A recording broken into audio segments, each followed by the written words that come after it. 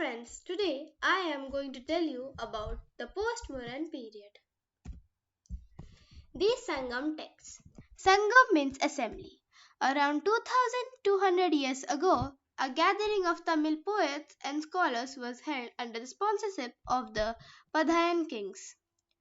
There were three assemblies held. The work done in the first two assemblies were lost. In the third assembly, over 2000 poems were composed in Tamil. Between 100 CE and 250 CE in Madurai. This is known as Sangam literature after it was compiled as books.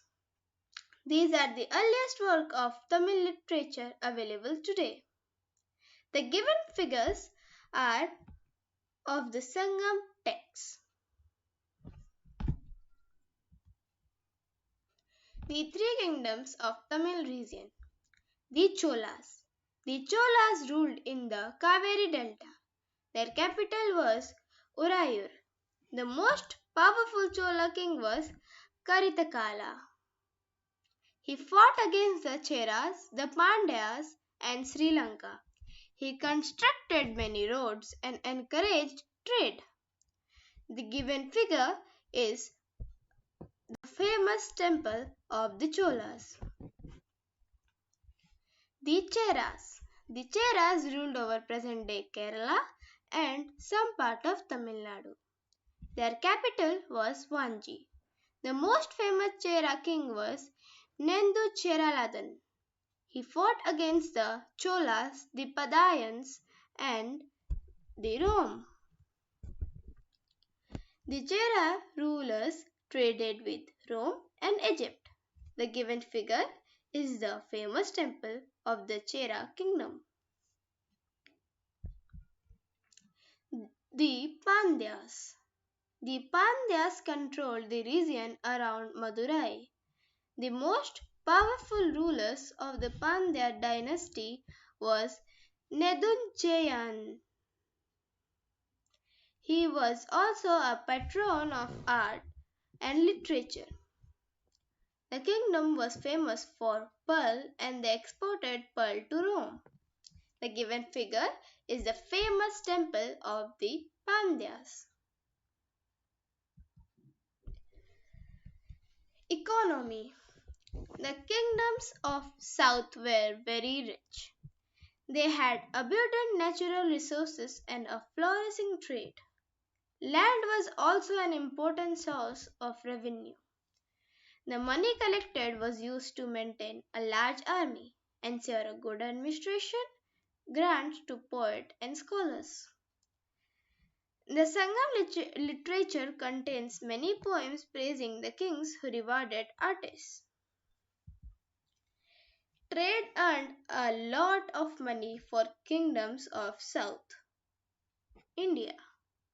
Spices, gold, precious stones, pearls, fine muslins, and silk cloth were exported.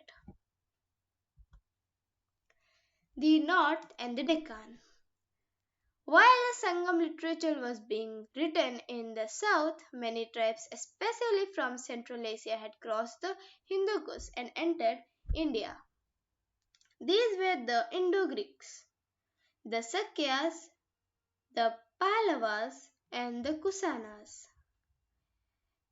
Here there are two pictures. One is of the Deccan Plateau and the other is the map of early India in which you can see the Hindu Kush located in the northwest location, the Himalayas located in the northeast location, the Deccan Plateau located in the middle of the India. The Kusanas. The Kusanas established a powerful empire in North India. They defeated the Indo-Greeks, the Pallavas and the Sakyas. They had occupied the region of Taxil, Peshawar, Kashmir, Punjab, parts of present-day Rajasthan and Uttar Pradesh. Kanishka. The greatest ruler of Kusanas was Kanishka. He established a vast empire which included parts of Central Asia. Pursapura was the capital of his empire. Kanishka was deeply influenced by Buddhism. During his reign, a great assembly of Buddhist monks was held in Kashmir. It was also known as the Fourth Buddhist Council. At this council, scholars discussed issues and took many important decisions.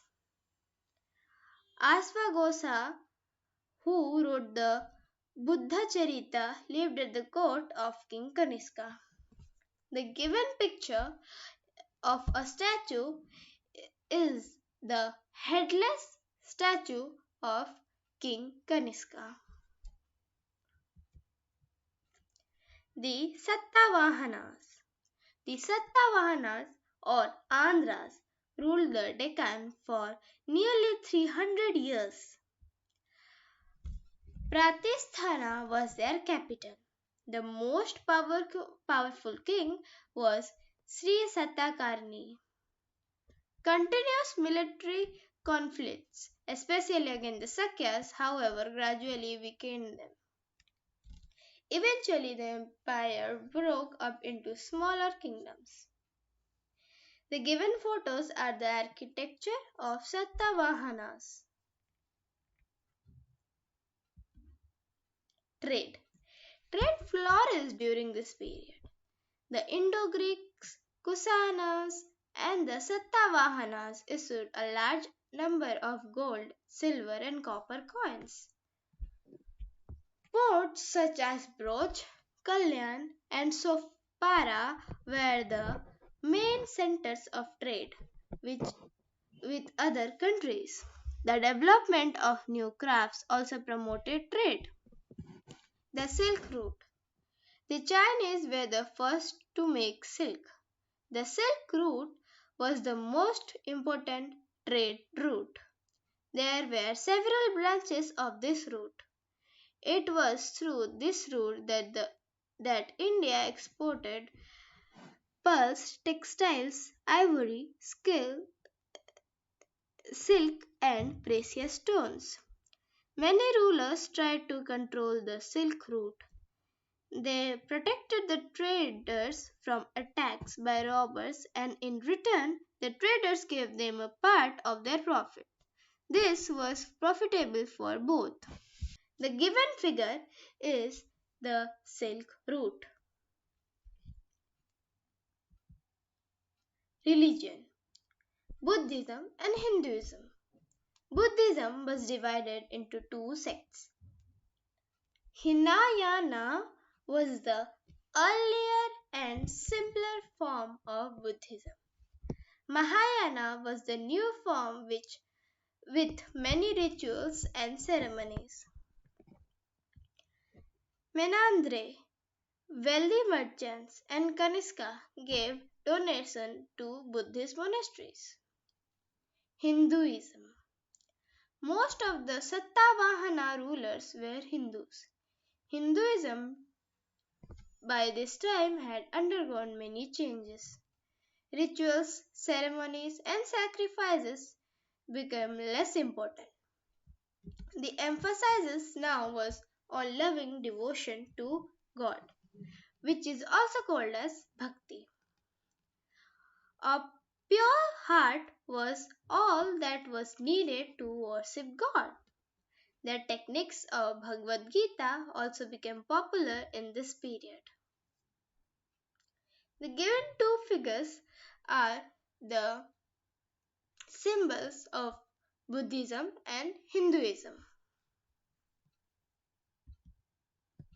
Spread of Buddhism. The colossal statues of the Buddha at Bamiyan Point gives importance to Buddhism. The first step in spread of Buddhism to Central Asia was due to the missionary activities of Emperor Asoka. The strong Buddhist influence resulted in many changes in the foreign countries. There was a regular exchange of pilgrims between India and China. Emperor Asoka sent his son and daughter to Sri Lanka to spread Buddhism. Dipavamsa and Mahavamsa are the famous Buddhist writings from Sri Lanka. The great stupa at Borobudur in Java was dedicated to the Buddha. Today, Buddhism is practiced in Central and Southeast Asia. The up photo is of the great stupa at Borobudur, and the down statue is the colossal statues of the Buddha at Bamiyan Point.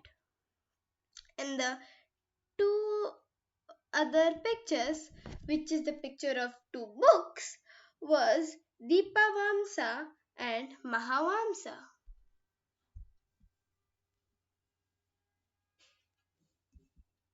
Thank you.